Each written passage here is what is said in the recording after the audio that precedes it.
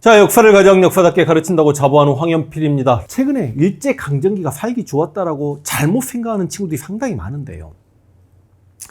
일제강점기 뭐 통틀어서도 아니고 실제로 강제 동원이 심하게 행해진 건 일본이 1937년 중일전쟁을 일으키면서부터입니다. 그러니까 중일전쟁도 얼핏 보기에는 일본이 이겨나가는 것 같죠. 중국의 동쪽을 다 장악해가고 당시 국민당 수도 난징까지 점령하고 난징에서 대학살도 있고 그랬습니다만, 그러니까 일본은 그 전쟁에서 100만 병력이 투입되었음에도 불구하고 인적 자원, 물적 자원이 부족해지는 겁니다. 그걸 확보하기 위해 1938년에 총동원령을 선포하는데, 미리 말씀드려야 될까요? 마지막에 이야기할까요? 당시 1940년대 한반도에 있는 조선인들 인구를 대략 2,500만 명 정도로 봅니다. 그 중에 몇 명 동원당했을 것 같습니까? 이러저러한 이유로 2,500만 명 중에 무려 450여만 명이 강제 동원당해서 전쟁터로, 군수공장으로, 위안부로, 탄광으로 끌려갑니다. 오늘 그 이야기를 해보려고 합니다. 37년 중일전쟁 이후에 인적 물적 자원이 부족해지니까 일제가 1938년에 총동원령이라는 걸 발표합니다. 그래서 물적 자원 스탈로는 이런 이야기도 좀 할게요. 여러분, 공출라고 해가지고요, 당시 조선 땅에서 생산되는 모든 쌀은 국가가 다 강제로 가져간단 말이죠. 쌀만 가져갑니까?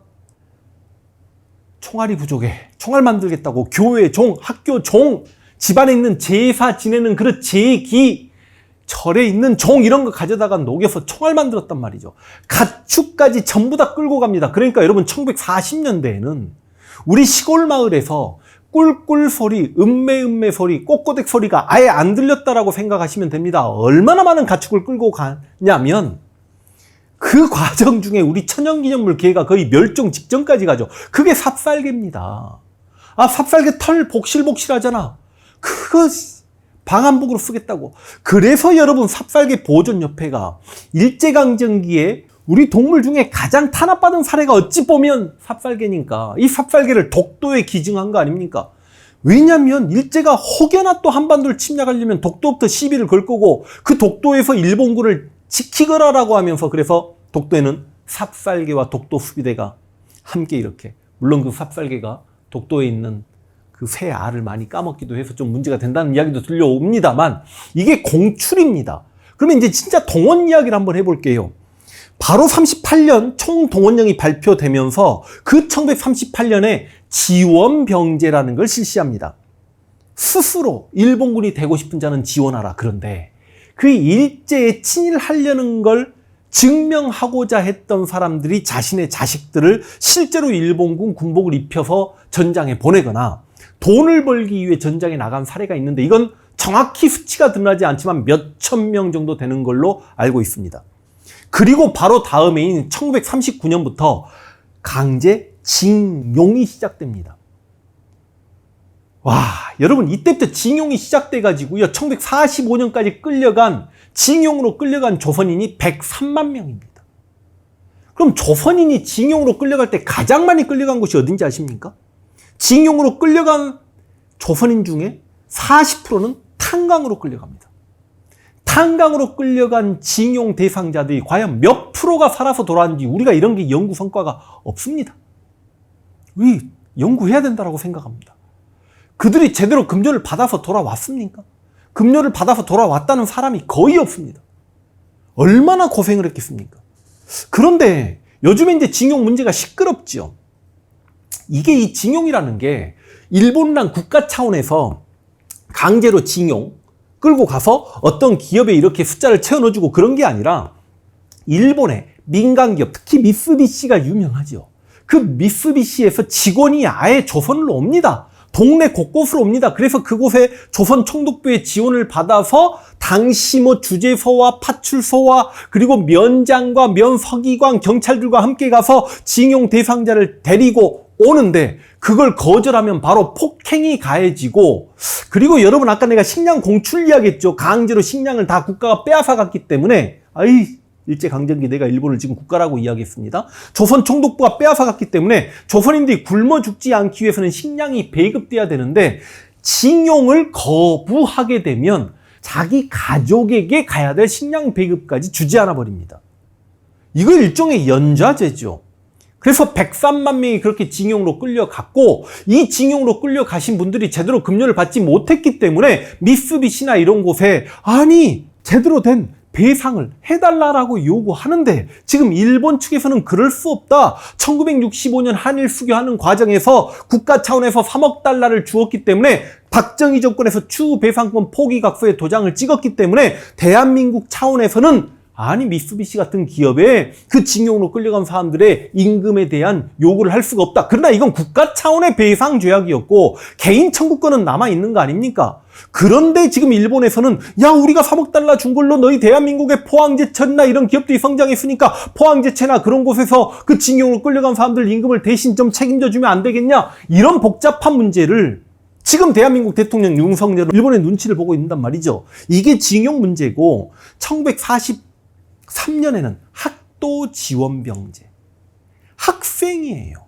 아직 10대 학생인데 이들을 체육관에 가둬놓고 전쟁이 한창인데 내가 저 전장에 일본 군복을 입고 참전하겠다라는 지원서를 안 써주면 새벽까지 체육관에 가둬놓습니다. 그리고 1944년 전쟁 막바지죠. 여러분 전쟁 중에 징병은 끔찍한 거 아닙니까? 이때 징병으로 끌려간 정확히 일본 측 육군과 해군의 자료에 입각하면 조선인이 20만 명입니다. 그런데 이 20만 명 말고 군속이라고 하죠. 쉽게 얘기해서 군대 내에서 잡일을 하거나 이렇게 끌려간 인원까지 합치면 징병으로 끌려간 인원이 약 40만 명 가까이 됩니다. 아휴, 전쟁터에서 얼마나 많이 죽었을까요? 그리고 여러분 이 이야기까지 하면 좀 길어지긴 하겠습니다만 그렇게 징병으로 끌고 가야 되는데 전장에 가가지고 고향 생각나고 그래서 아리랑 하고 노래 부르면서 아군들 향해서 총을 쏴버릴 수도 있다라고 생각했던 일본군들 입장에서는 그 조선인들의 민족성을 말살해야 되지 않겠습니까? 그래서 총동원령이 시행된 그 시기부터 민족 말살 통치가 함께 행해지면서 그 예를 들어서 완전히 민족 교육을 말살하는 3차 조선 교육령이라는 것도 시행되고 그렇습니다. 그리고 그 1944년에 징용으로 여성들을 강제로 끌고 가기 시작하는데 이게 정신대 근로령입니다. 이게 20만 명 정도 됩니다. 기존의 징용 인구 100만 명에 포함된다라고 주장하는 그런 주장도 있습니다만 중요한 건 이 정신대하고 위안부는 다른 겁니다. 정신대 근로령으로 끌려간 여성들은 각각의 군수 공장이나 이런 데 가서 몸빼바지 입고 일을 했던 거고 위안부는 엄밀히 따지면 일본군이 난징을 점령하면서 난징 대학살과 더불어서 수없이 많은 여성들을 강간하고 겁탈하고 그러는 과정에서 성병이 많이 걸리니 성병을 예방하기 위해 군 차원에서 관리하기 위한 위안소가 설치됐던 거고 그래서 이게 1939년이기 때문에 위안부는 정확하게 언제부터 위안부로 사람을 모집하겠다라고 이게 기록조차 없죠. 1939년부터 끌고 가기 시작하는 겁니다.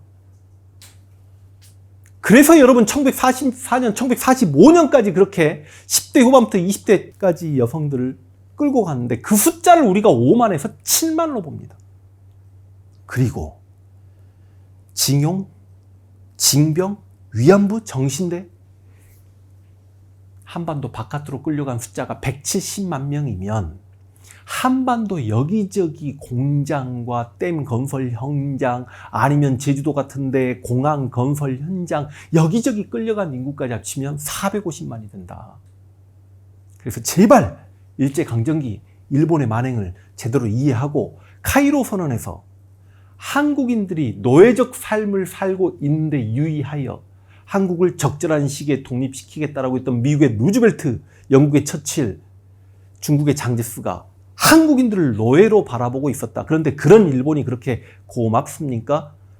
그러면 당시 일제강점기 1940년대 한반도에 살고 있는 조선인들은 삶 자체가 얼마나 끔찍했을까? 실제로 해외로 끌려간 170만 명만 생각하지 마시고 그들의 부모와 그들의 형제자매들의 마음까지 한번 헤아려 보신다라면 우리가 일본의 통렬한 반성과 사과를 요하는 건 너무너무 당연한 자세다라고 생각하며 영상 마무리하겠습니다.